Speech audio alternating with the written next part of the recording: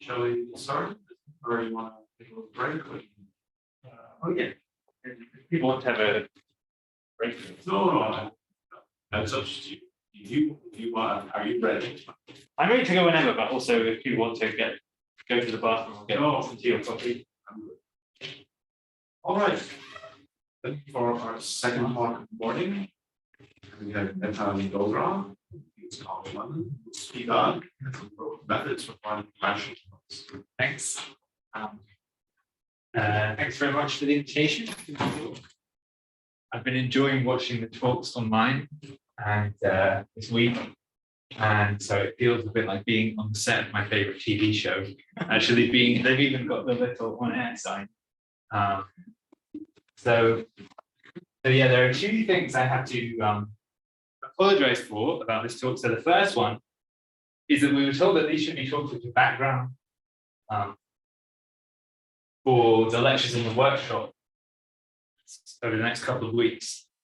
And I think ultimately that this theme is maybe, as far as I'm aware, is really actually just related to the talk that I'm giving in the workshop.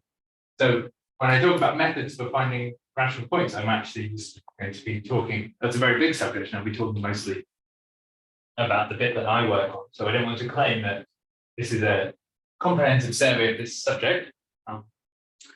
And yeah, the second thing I should apologize for is that, I mean, the talks have been really useful this week and surveying all these nice theories. And actually I noticed that all, apart from Fred's talk, which could have had theory in the title, they all had theory in the title. And this one, rather than building a big theory, this one is just methods. Which kind of has more of a kind of like a kind of applied maths feel to it. And actually it reminded me when I was an undergraduate just next door, my first course on algebraic number theory was lectured by an algebraic geometer. And in one of the lectures, he said, number theory is applied mathematics. So it's going to be a more number theoretic talk, and it's going to be somewhat applied in that sense.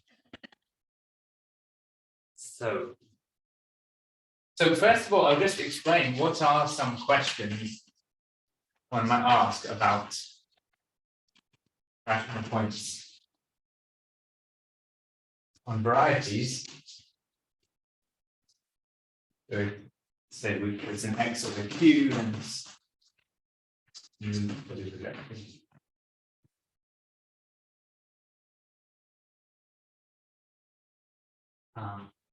So the first type of question you might ask would be things which are qualitative,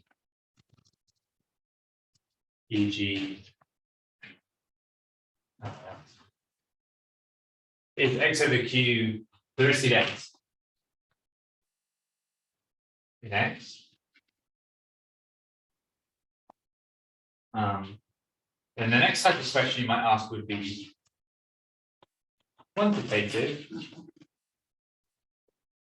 e.g. so the simplest example of that would be to estimate the size of the cube, or the asymptotics as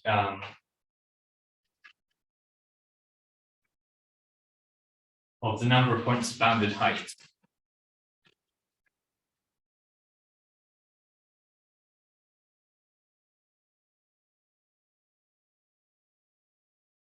Then you might ask for kind of effective questions.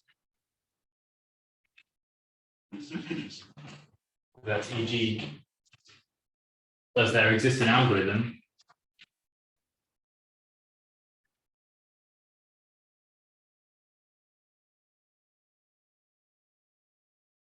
to determine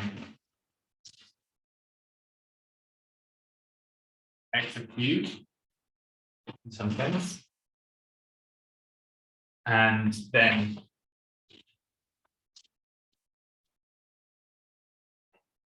the final question would be, oh yeah, in quotations, methods for finding X of Q. So that would be some process which is not an algorithm, necessarily, i.e., it's not guaranteed to terminate.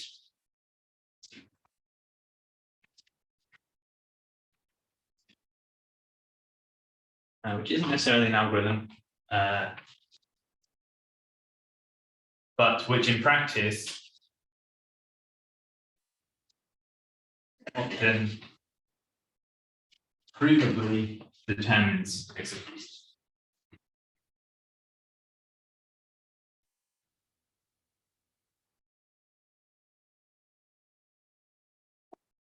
And so, yeah, most of the talk will be about examples of 4.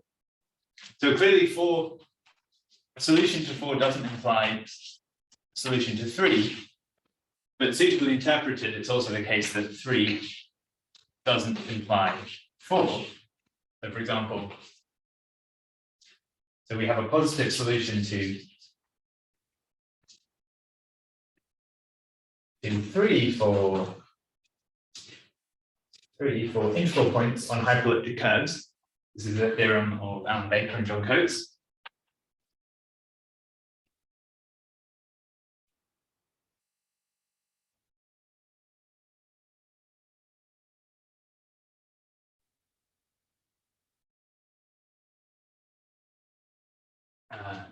So what does that mean? We have a height bound for the heights of integral points on hyperelliptic curves in terms of the heights of the coordinates of an equation. But the height bound is so astronomically large that you can't actually use it in practice, except in very special cases.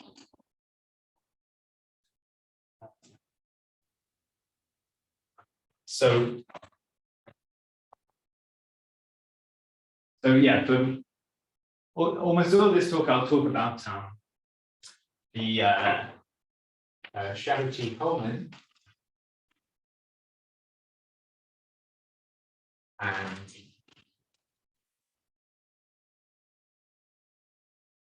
Shadow-T-Coleman methods.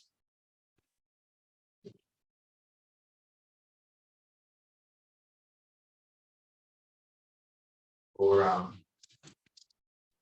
finding x of q. So this one, for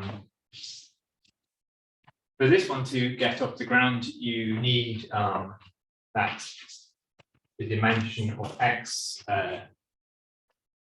is less than the dimension of the Albanese variety of x. And for this one to get off the ground, you need the unipotent fundamental group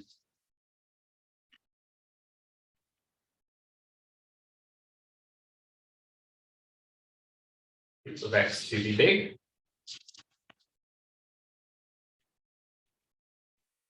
So I put maybe if I make a table, move this over here.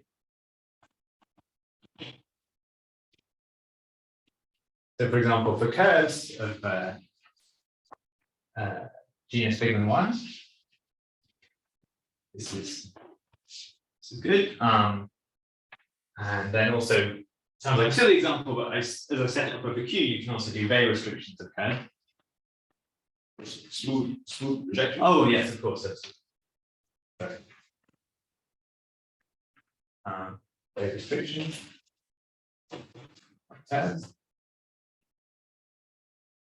So symmetric powers of curves. Curves is still with this qualification. You can, if the symmetric power is less than the genus, then you'll still have this, but this won't be big. The unipotent fundamental group will just be abelian. So this is useful, for example, finding the rational points on the symmetric power of a curve. For example, just the second symmetric power that tells you about the quadratic points on the curves defined over quadratic extensions of Q.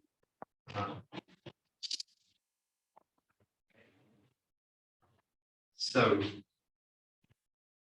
you're going to tell us what the uniform fundamental. Yes. So I would say that both of these methods work by what I'm going to call a Zilberpink philosophy.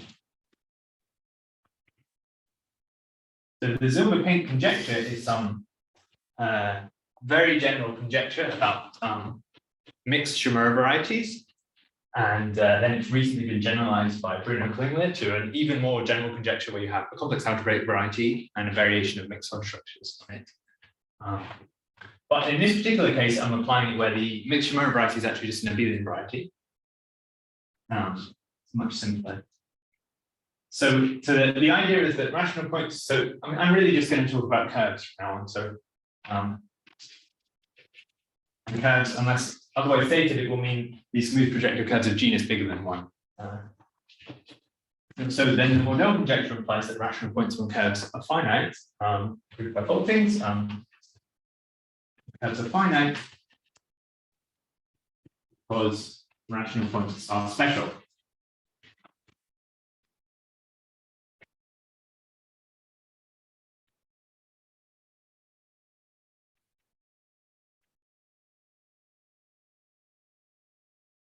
So that's something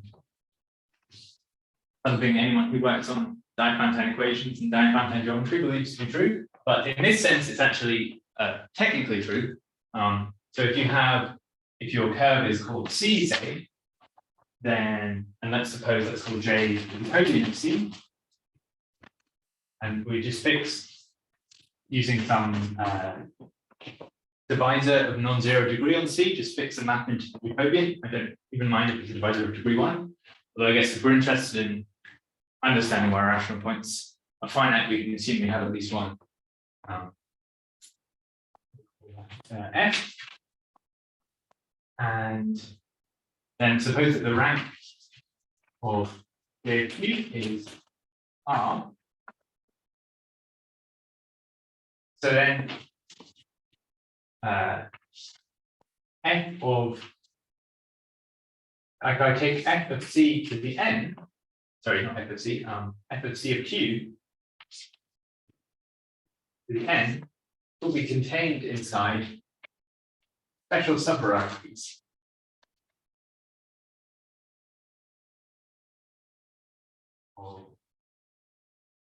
Okay.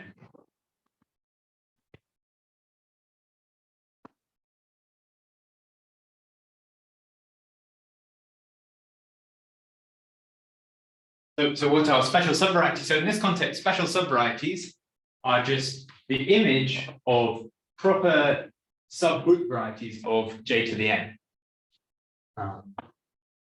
So if if N is bigger than half. Sorry? Image by what? Image by any homomorphism of group varieties. Oh, just any group variety, not Yes. related. So I mean, what am I saying? So if the rank is less than, if the rank is R and N is bigger than R, then any point in J of Q to the N, well, if I have some element, say, called P, there'll be some linear relation between the coordinate entries because the rank is R. And so that point must, and so if I think of that inside we have C to the N, that must actually come from some map from J of C to the R by using this relation. Non-subjective. Oh yeah, yeah. Oh, sorry, did I say subjective? I would say. No. I was just unclear what special meant. Yes. So sorry. The Yes. image of any homomorphism of a group, non-subjective. It doesn't have to be subjective. Yeah. No, but if it is subjective, it's not saying anything. Yes. So so proper special variety. Right. Yeah, absolutely. Thank you. And yeah, so the Zilber conjecture. So well, a special case of it in this context, let's say it implies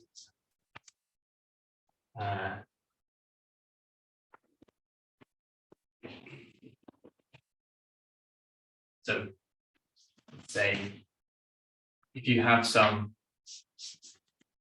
if Z is inside J to the N, is, well, we can do it for any Wheeler variety N, any Wheeler variety A, so A and Wheeler variety, and the complex numbers, and you have some subvariety Z, and suppose it's not contained in a finite union of special subvarieties.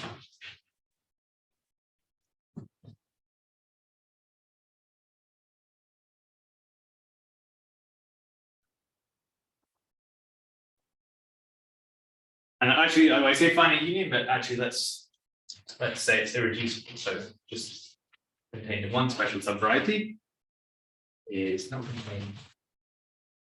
And let's say the dimension of Z equals D. Then Z intersect the union over all special subvarieties D of codimension greater than D. B, so this is the complex points, so the intersection of complex points, not heuristic dense. This is D.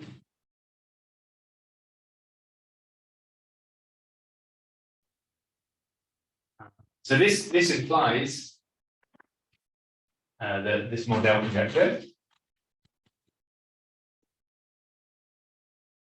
And it implies Mordell because it implies that C of Q to the R plus 1 is not, well, sorry, but n is sufficiently large, C of Q to the n is not heuristically dense in C to the n or sufficiently large. So it's not obvious that, so to show that C of Q is finite, it's enough to show that C of Q is not heuristically dense in C. But it's not obvious that it's actually easier to prove that C of Q to the n is not heuristically dense in C to the n. And in a sense, it's not easier to prove because we don't actually have a way of proving the Zilberpink conjecture even in this case. But it's a kind of philosophical reason why it's true. And so this Chabot-Coleman method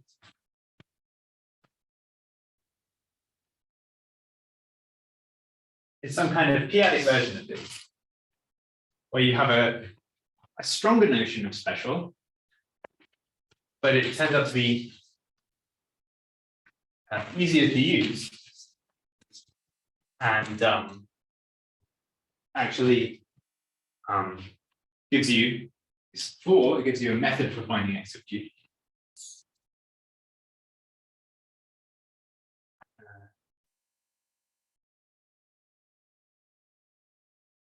So now let's consider J over QP. So then there's this map which also depends on P, but I'll suppress that. This map log J from J of QP to the Lie algebra plus J of QP. And well, I'll give a kind of abstract definition in terms of Coleman functions and isocrystals later. But it's also, it just admits a very concrete description, which is that this thing is a p-adic Lie group, so contains a finite index subgroup. It looks like ZP to the G, and this thing also contains a subgroup that looks like ZP to the G. And well, actually, these subgroups, you can take them to be the formal groups of these things if you take some model over ZP, like a narrow model.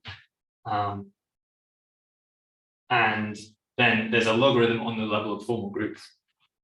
But then because these are finite subgroups, finite index subgroups, and this is a QP vector space, there's a unique way to extend that to a homomorphism from here into this QP vector space. So this is just extending the logarithm on formal groups.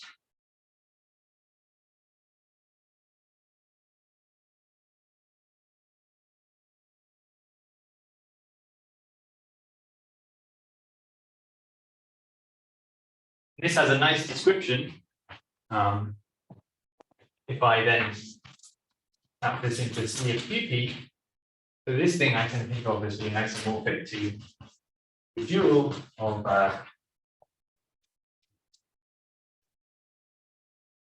space of global differentials. So I have a nice description of this map. If I have 2 points which are close together, then, well, let's say that this embedding is now, let's say. I don't think anybody can see them. Ah, I see. Thank you. Yeah. Switch the boards. Oh, yeah, just thanks.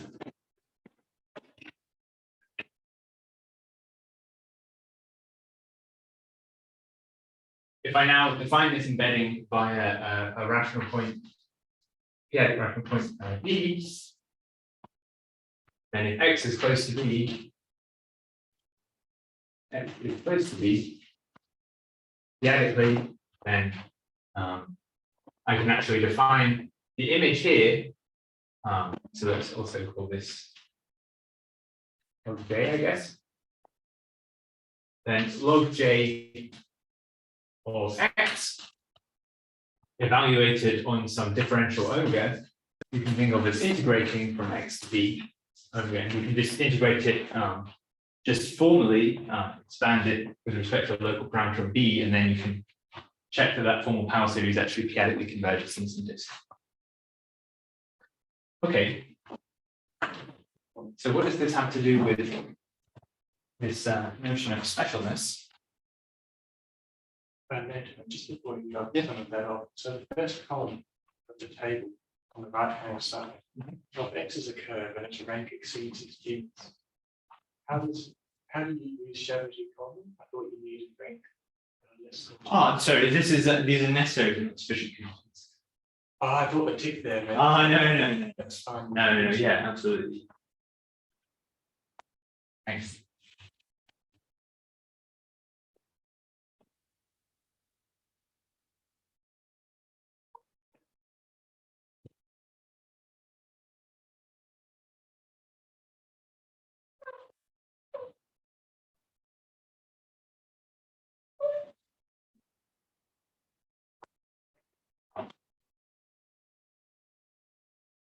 Okay, so what's nice about this logarithm map is that the special subvarieties that we were considering earlier. I mean, the difficult thing about special subvarieties is that they can lie. I mean, each of them is a subvariety, but there are infinitely many, and so you're trying to describe the intersection with infinitely many subvarieties. But in this case, if the dimensions or codimensions are suitably large, actually these infinitely many subvarieties under this logarithm map will map to finitely many subvarieties, and subvarieties which need to be described very explicitly. So why is that? So suppose that so now this Chaverty column condition is suppose that this R, which is the rank of the Jacobian, is less than G, the genus. Then again, if I consider J of Q, let's just take it to the G, and then I map it into under this log J map into log J of QP to the G. So this is a G squared dimensional vector space, and the image will be contained inside what I'm going to call dr of log J of QP to the G. So that's there's the degeneracy locus of rank less than or equal to R B tuples. This is a homomorphism, this logarithm map. So that is to say that all the maps from, well, at least if we assume J is simple, we can phrase it this way. All the maps from J to the R into J to the G under this logarithm map, they'll give you lots of different subvarieties, but they're all contained in this subvariety, which, well, in the case where R is G minus 1, I mean, the equation which describes it is just the determinant vanishes. And this actually leads to proof of finiteness of x cubed. And it gives you a recipe for method for finding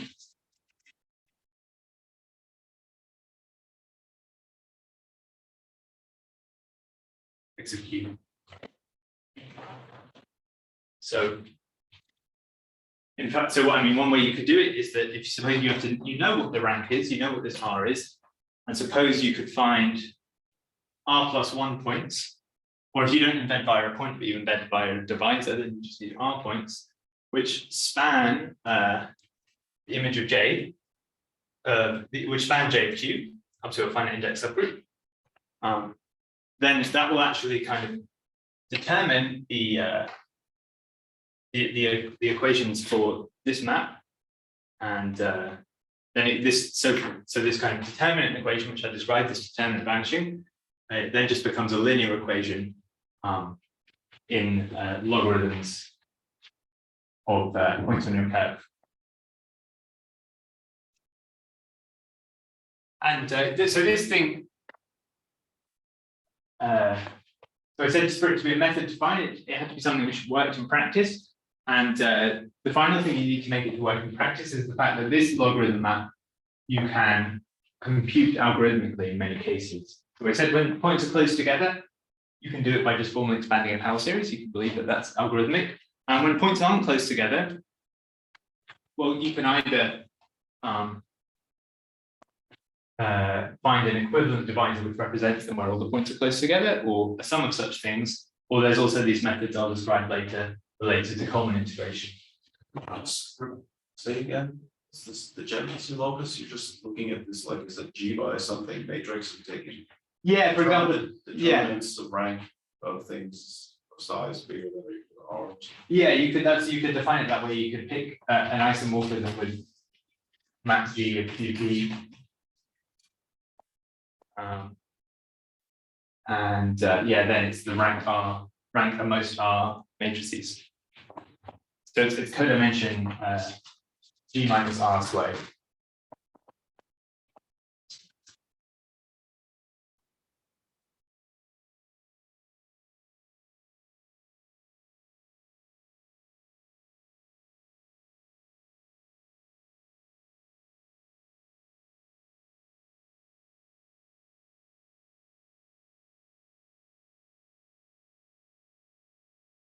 Maybe I'll say another way, there's a kind of more down to earth way of saying it, which is often how it's presented, which is that if the rank is less than the genus, R less than G, then there exists some omega in H naught C. P omega CPP over TP, which vanishes on J cubed under this logarithm map. So it's called an annihilating differential sometimes in the literature, and then x of q is contained in. Well, if I now suppose that my b, for example, was a rational point, it's contained in the x and x of q b, and from b to x and then get equal to. I'm still confused about this. Sorry. Yes. I mean, the J of Q is somehow discrete, Yes. right? And this condition on the degeneracy locus is essentially this infinitesimal or near neighborhood. It has to do with QP points that are near the origin. So why is it that the rational points land in front of this degeneracy locus? So this is a homomorphism. So we add into it. Oh yeah, this is a homomorphism of groups, just abelian groups. Oh, okay, I didn't catch that. Oh yeah, sorry. So this logarithm, I said you could characterize it as defined on the formal groups, and there's a unique way of extending it to a homomorphism of abelian groups. Oh, homomorphic. Okay, that's which is using the fact that there's this finite index subgroup. gotcha. Okay, Yeah, that's what I was. right. Yes. Yeah. Yeah. Absolutely. That's very important. Thanks. So maybe I'll just make a few remarks about why. So this method is not effective. It fails to be effective in a number of ways. First of all, so for example, it does this to say that, well, first of all, I mean, it's got a condition of the rank, and you need to be able to compute the rank. Effectively determining the rank is already, I think, a $1 million question. But even if you take the rank as an input, you take it as input that you have rank less than genus,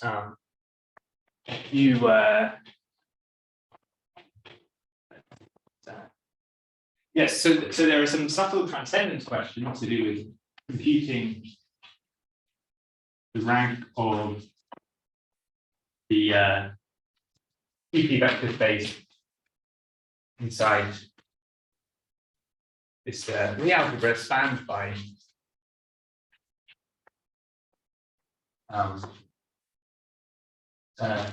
J of Q. So this is related to the Leopold conjecture for the Abelian variety.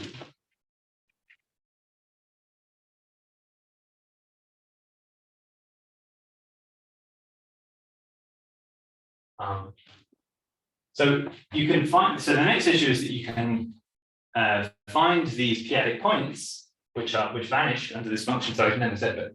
So this function, this is some analytic, I guess I'll just say more about the nature of these analytic functions in a second. They only have finitely many zeros for C and QP. Sorry, I've changed it next.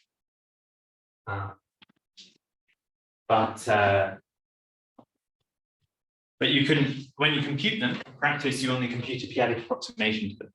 So you might have some p-adic solution to this, but because you have an approximation, you don't know if it actually comes from a rational pair. So to be ruling out the fake rational points.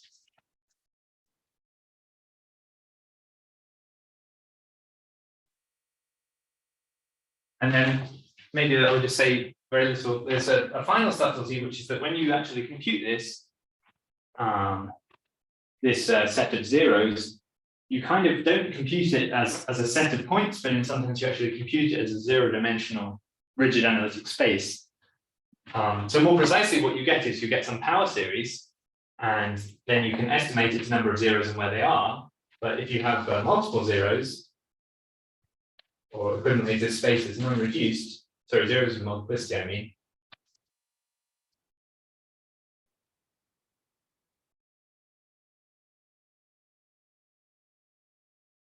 So this causes a problem with it being an effective algorithm because you need some way to know that something is a multiple zero. For example, say you have a rational point, and you know that it's a rational point, and this function vanishes on it, but it seems to vanish to order 2. You need some way of knowing that that's not actually 2 different zeros which are p-adically close together. So I won't say any more about that, but given that this question of an effective Mordell conjecture is a kind of very big question in the field, it's probably worth emphasizing why this is not effective. So now I want to go on to the non-abelian side of things.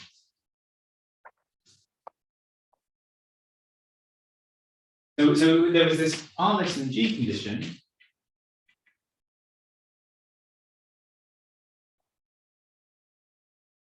So I guess we want to remove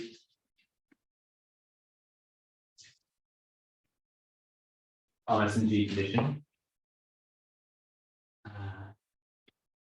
So we want to kind of replace the Jacobian with something else where all rational points are special in this p-adic sense again. And so one way, I guess, from the perspective maybe of this semester is so J of QP, or J of Q tends to QP, going into the Lie algebra of J of QP. So the natural way to generalize this would be where you could take a K group, but you can also describe it. But alternatively, you could take some geometric Galois representation. Now I'm going to ask that it's of weight less than -1. So the chain module, I'm normalizing, so the chain module is a Galois representation of weight -1. And this will go into we saw about these diagrams before. And we assume that these widths of V pi equals 1 is 0. And there's a map like this. So let's look about second. And the Bloch-Carter conjectures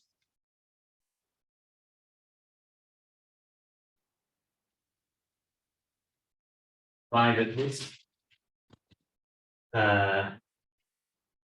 map is in some sense almost never projected.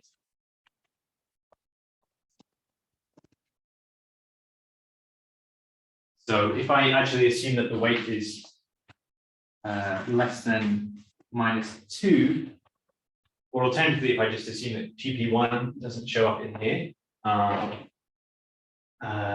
if I assume that it's, let's say it's also semi-simple, well, I guess I said the weight. So when I say weight less than -1, I'm assuming it's weight, there's one unique weight. Then actually they predict that the dimension, I guess the codimension of this map equals the dimension of the part of W invariant under complex conjugation. It's a really, so this is a very kind of funny thing about the Bloch-Carter conjectures in a way. They almost say that, you know, questions of ranks of abelian varieties is a very complicated question which has all this interpretation in terms of statistics and everything, but Bloch-Carter's conjectures actually say that questions about ranks of higher K groups and their image under regulators is actually very simple, doesn't contain much arithmetic information.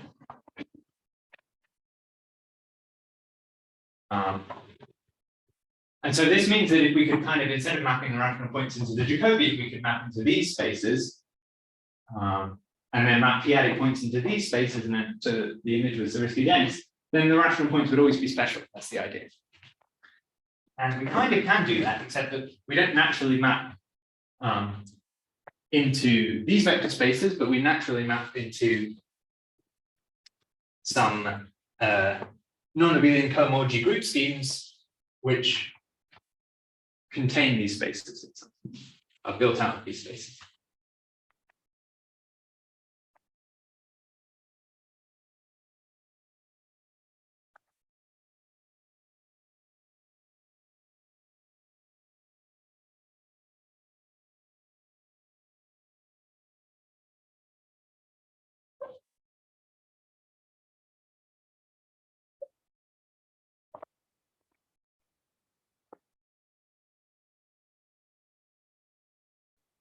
So I said that my talk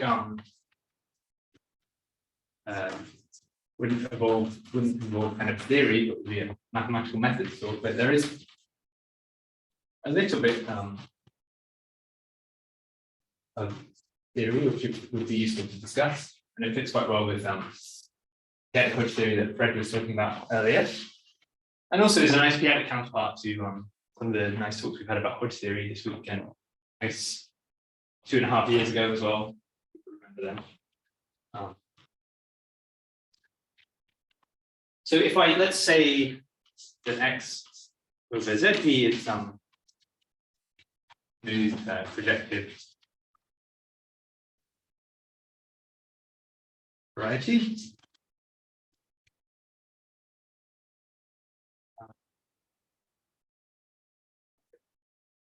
Then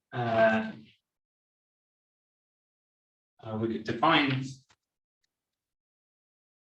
so yes, you can define the generic fiber of, I guess I won't define the generic fiber of, so you can formally complete X along its special fiber. So let's say denote the generic fiber of XP by X, I guess X and QP. So this generic fiber, I mean, in this case, because we're a smooth projective variety, it's going to be the same as if you took the analytification of the generic fiber of X. But in general, if it wasn't projective, it would be a slightly different rigid analytic space for that. And you can also define it for an arbitrary p-adic, well, for a more general class of p-adic formal schemes. Formal schemes over the formal spectrum of ZP. And if we have, if Z is a subvariety of XFP, so we can define the tube of Z, which people have this habit of denoting like this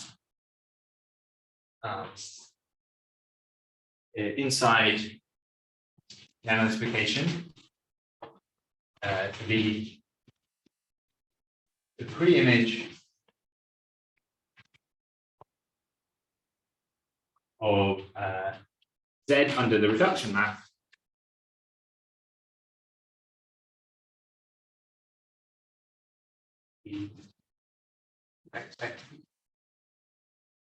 So what is this map? Well, you could define this map on the level of set as just the QP points, or over any extension of QP, the points which reduce modulo the prime ideal of whatever ring you're working over to points which lie in Z. But it also has the structure of originality space, and in particular, in the case when Z is a point, so if Z is a point, X, and this is also sometimes called a residue disk, then X is an open unit disk that's isomorphic to an open unit disk.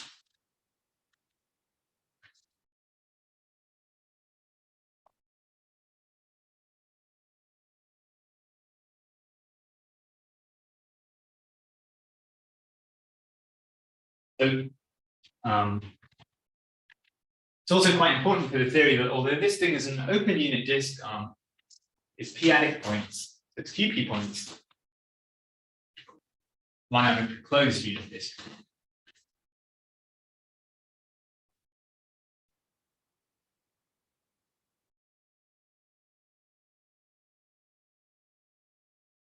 Why is this important? Well, so the this logarithm function on the curve, which I discussed earlier, you can think of as being a function. So it's not a rich analytic function on X. Shutting off the Yeah. Do you mind if I go on with the lights on? I think if you move the ball to the Oh, if I move it? Okay. Maybe it's telling me that my body technique is bad. Fair enough.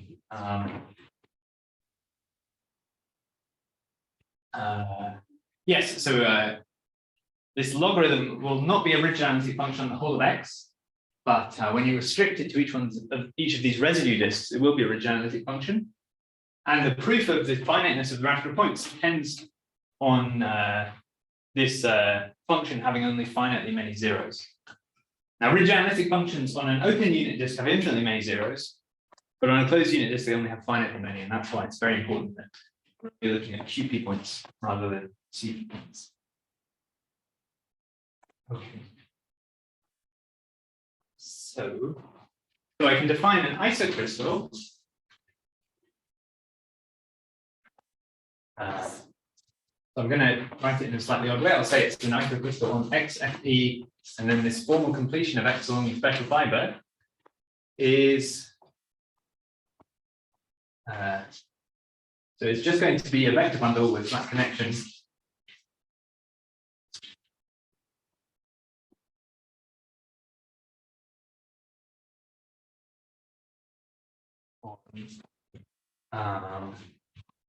On the analytification. So maybe I should say just a tiny bit about the general definition. So in general, you can define this. Define for if you have some, let's say, y smooth projective variety over y over FP, and you have some p-adic formal scheme. Is FP a formal scheme which and you have a closed immersion of y into p. Let's be found again.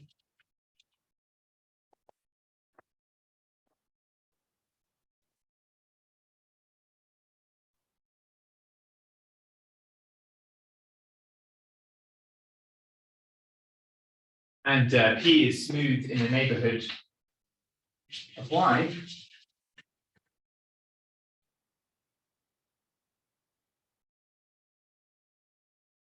You can define isocrystal to make, sorry, maybe I should have just given this definition to begin with, but it's, I mean, we'll be mostly interested in this case. You can define isocrystals on YP to be, I guess, so vector bundle flat connection, there's what we could also say modular interval connection on the tube of Y inside P.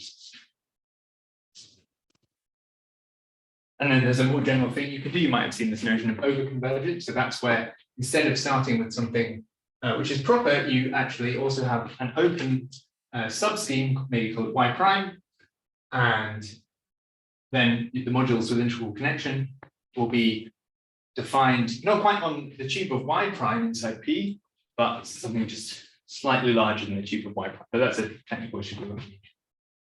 Just to give you some idea of where the overconvergence comes from. So this category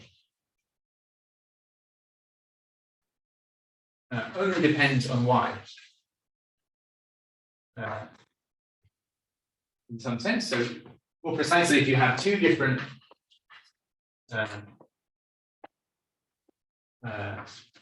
choices of P and closed immersions, then you can embed Y into the product over ZP of P1 and P2.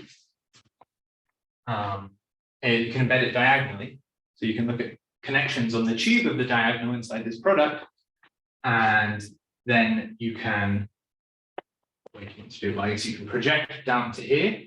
So that projection map gives you maps here and maps here. And these are both equivalences. That gives you an equivalence of categories between these two. And so it depends also functorially only on Y, and that means that you have an action of absolute Frobenius.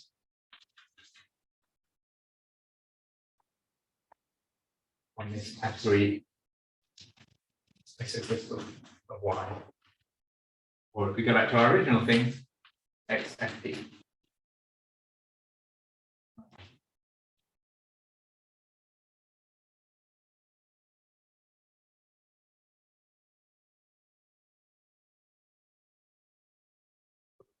Modules, MIC module with interval connection. Yes, yes. That's the definition, and then you're saying that it's independent of the choice of. Yes, it's independent of the choice of this P. But that's the definition is this modules. Yes, sorry. Oh, sorry, you're absolutely right.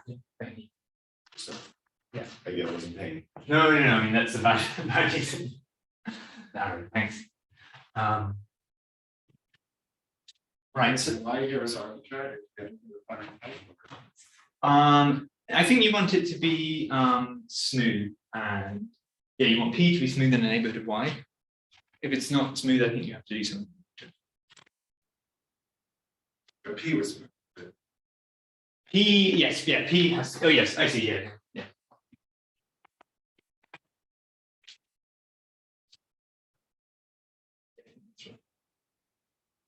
So I'll tell you two theorems. So the first one is the theorem of Berthelot. It says that if you take some, I guess we can take, you keep our YP notation. Suppose you have some Y inside Y at P, and then you have your B handler in isocrystals on YP. So then you can restrict to the tube of this point, and then this is trivial. I admit the basis of horizontal sections.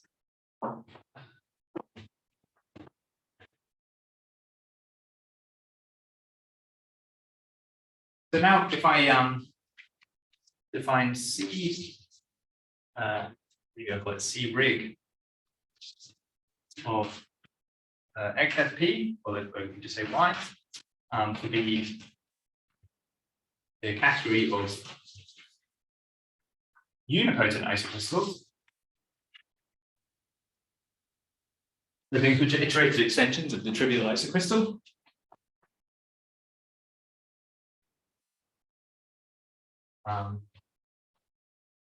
Then this is a neutral Tanaki category over, well, in this case, it's over QP.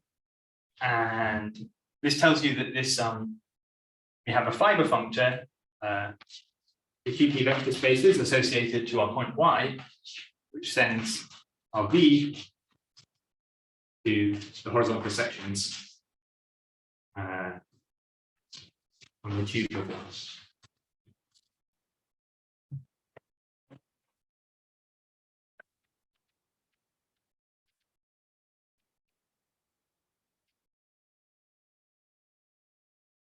So there's a theorem of Besser.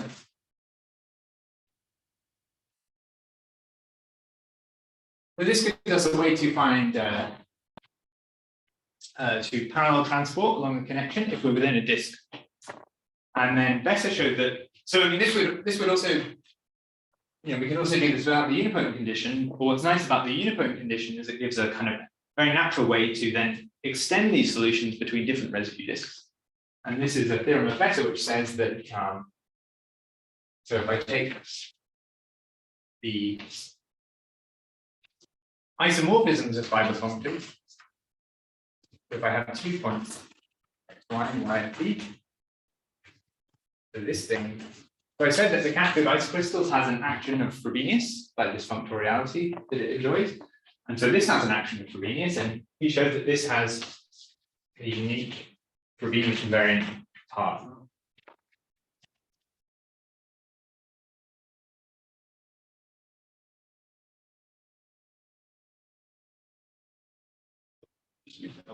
Yes.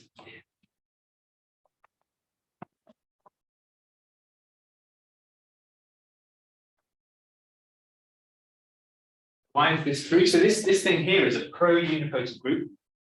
We have a unipotent Tanaki category, and its abelianization is going to be dual to extensions of the trivial object by the trivial object.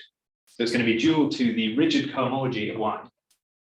And well, by the Bay conjectures, the rigid cohomology of Y has weight 1. Frobenius acts on it by Bay numbers, weight 1. And so then that means that the Frobenius is going to act on the kind of nth graded piece by weight minus n, this thing. And so, yeah, there's no weight 0 in the fundamental group. And then this thing is a Torsum fundamental group. So it also can't have any Frobenius invariant points. Well, it has 1.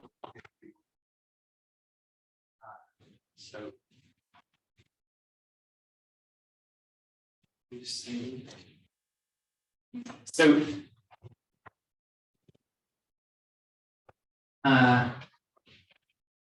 so the idea is and I said that these this logarithm map which came up in the Shetty-Coleman method was a special case of one of these Coleman functions. So sorry, I mean, what's a Coleman function is that you take I won't write out the definition because in a sense it's more fundamental to just think of the connection, but what you can do is you assume that you have some surjection of vector bundles from V, maybe restricted to some open subscheme of the generic fiber of Y, or sorry, the generic fiber of X in this case, to a trivial vector bundle. So you can really think of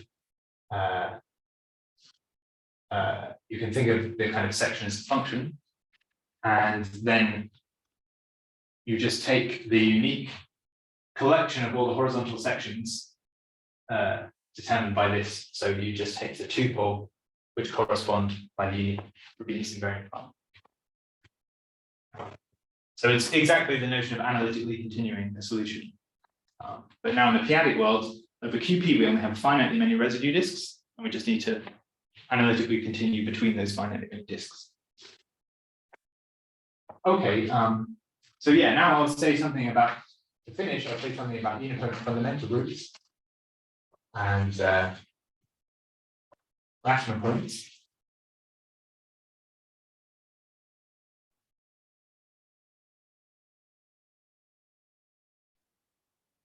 So how do we use this to find rational points? So the idea is that well, actually, this category, the nice thing about working with these unipotent categories is there's one very simple pro object in the category which kind of describes everything. And so if I think of so this category C rig of Y is like actuality is equivalent to, so maybe now I will write this thing, representations of a pro unipotent group.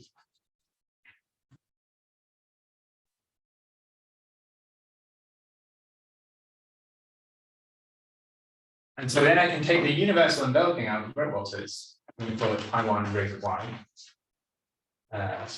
Y. So I can take the universal enveloping algebra of the Lie algebra of this. And so that, and then that has an augmentation ideal, and I'll take the n+1 power. And that will correspond to some isocrystal here, which I'll call En rig. And there's also dependence on Y. And if you think about this object in the category of representations, so this also has an identity element. So this enjoys a certain nice universal property, which this will then also enjoy by canonical duality. And so this one corresponds to some element En, which is an element of the fiber of En rig. So you're using the adjoint representation that defines as a representation of the one. Sorry, yeah, that's a slightly subtle point. Is I'm thinking I'm just acting on the left, just left multiplication. Yeah. So then, if I set this up right, the universal property which this pair, this together with this satisfies, is that anytime you have an n unipotent representation, W, and a vector in that representation, there exists a unique map from this to this, which sends 1 to W. Backing the multiplication on the left by what? By the I1. Oh, I see. Translation. Yeah. Okay. Yeah. And so this is the universal pointed n unipotent representation. So you can do a similar thing in the round setting. So you can consider a category of, if we now go back to our setting of XFP, X QP, you can consider a category of unipotent connections, just unipotent with modules of interval connection on XFP. And then you can also define a similar universal object relative now to say some fiber function Y tilde in X QP. And by the universal properties, this analytification will be isomorphic to this thing. Now, again, by universal properties, this thing will actually have something called a Frobenius structure. But because Frobenius acts on the connection, you actually get a new connection, sorry, acts on this isocrystal, you get a new isocrystal by pulling back by Frobenius. And a Frobenius structure is an isomorphism with this new one. And then this thing here also has a Hodge filtration, which you can define in some way. So this gives you a map from QP point to isomorphism classes of filtered phi modules.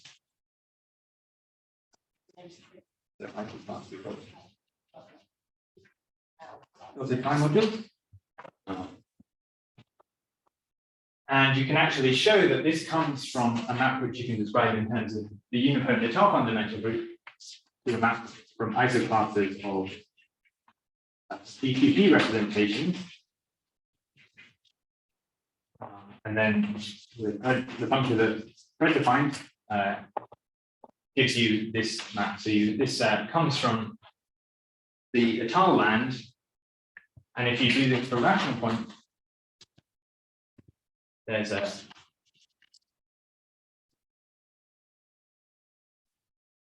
I've multiple classes of GQ representation. With, I mean, the construction of the Galois representation is in a sense the same thing, where you replace this pi1 rig by the pro-unipotent completion of the Étale fundamental.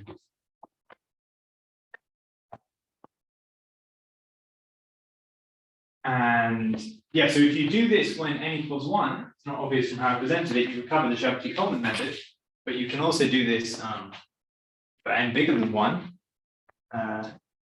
And that's this Chabot-Coleman-Kim method. And the Bloch-Hartree conjectures implies that this map is not dominant for n sufficiently large. And that gives you these functions which vanish from Q points and are non-trivial on QP points.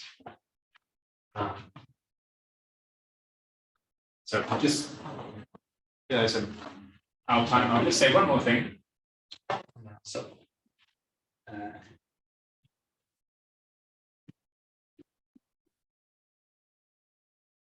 is the whole board. So when I say isomorphism classes, so when I say isomorphism classes of representations, what kind of isomorphism classes do I mean? So it's different to the kind that Fred were talking about. There'll be mixed Galois representations. So they have fixed graded pieces. So they're filtered Galois representations with fixed graded pieces. Graded pieces. V0 up with Vn of weight. So where Vi is weight minus I. And so, for example, for I equals 1, V0 equals QP and V1 with H module, which is Jacobian. And so in that case, this isomorphism classes is just extension classes, so it's just normal abelian Galois cohomology. And in general, it's non-abelian Galois cohomology. So the reason I wanted to go a bit longer was I just wanted to state one problem, which I think is a big problem in the theory, in terms of having an effective method, is so the theory of unipotent Étale fundamental groups gives you a way of constructing these mixed Galois representations with fixed graded pieces from rational points. But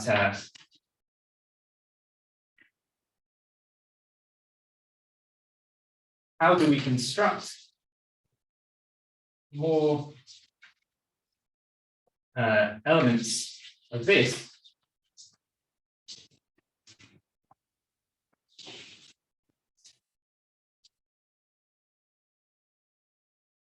without using rational points? So, for example, in the case n equals 1, that's which is geometric elements. So, coming from algebraic geometry, for n equals 1, I said these things are extensions of QP by the Tate module, and so you don't need points on the curve to construct them. You just need points on the Jacobian. If you had an extension, so well, yes. So V2 is going to be the tensor square of essentially tensor square of the Tate module. Sorry, QP1, but that's important. So extensions of that by this will come from K1 second graded piece of x times x, so a higher K group on this surface. But it's not clear how you construct things which have these through graded pieces, it seems to me. And in general, you need lots of graded pieces, and you really need this to make the theory effective. And it's a very K-theoretic kind of question, which I think no one's really worked on. Anyway, so I'm very sorry for running over, and that's all.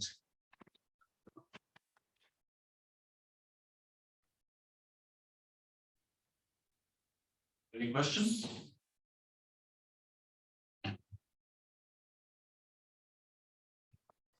Yeah. I have a question. So this last bit at the end is sort of the heart of the method, right? Yes. You get but I don't see, so where are the explicit, you get the idea is you get some analytic equations that are only satisfied by the rational points. Yeah. Right. So where are the equations? Can you write them down? Yeah, absolutely. Seems kind of abstract still. Yes, I mean the abstraction is a matter of not having given enough details, but so a nice example is which is non-abelian, is where you assume that the Picard number of the Jacobian is bigger than 1. And then you can take, instead of taking the V2 I just wrote here, you can take a smaller V2, you can take the V2 to QP1. So, I mean, what you have very concretely is you have this map from X of QP to these isomorphism classes of filtered phi modules. And that can be described very explicitly in terms of Coleman functions. And then, I mean, you can't kind of write down this map because you can't, write down a Galois representation on a computer. I mean, you can do that in some cases, but obviously that doesn't make sense here. But this image of what sometimes called mixed extensions of QP with graded pieces QP, VP of J, and QP of 1, the image of that inside these isomorphism classes of filtered phi modules is actually in many cases cut out by an explicit equation, which is described in terms of p-adic height pairings. So there's this article of Tony Scholl about Bailenson height pairing, where he explains how height pairings you can actually just define on kind of systems of realizations with graded pieces Q take module Q1. So Nekovar is like the p-adic analog of that. And actually, so for example, if the rank is equal to the genus, but the Picard number is bigger than 1, this gives you a non-trivial equation, which a filtered phi module has to satisfy if it comes from a global Galois representation, which is, instead of being linear like in Chevity, it will now be bilinear. And why is it that it comes from a global representation? It has these layers in it? You're saying instead of just an arbitrary. Yeah, sorry, they always have these layers. So I mean, you can think of this as coming from, for example, these Galois representations as coming from a unipotent, so an étale local system with unipotent geometric monodrom. So the étale fundamental group is acting unipotently. So on the graded, the Galois representations will be fixed. And that's not true for the general ones. I'm just looking for the idea of where are the equations. Yeah, sorry. So the equation is so that's true. That's true of any field. If you have this unipotent étale local system, then the K points will map into isoclasses of DK representations. And the equation you have is for when a local Galois representation comes from a global Galois representation. So if you think of go back to this article of Scholl, it kind of says that the height pairings, each of the local height pairings isn't bilinear, but the global height pairing is bilinear. Oh, okay. And that is the quadratic equation. I see. Yeah. Okay. Global Galois representations. More questions? Well then, thanks again.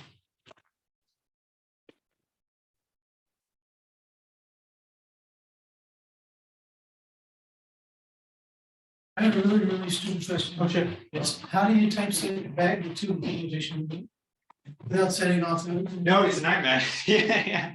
The bracket, I never do it. But yeah, always tech always gets confused about what I mean by these brackets. Yeah, thinks I'm closing a bracket when I'm opening one. And yeah, I don't know. I get lots of warnings. But that shows I'm not an expert in the theory.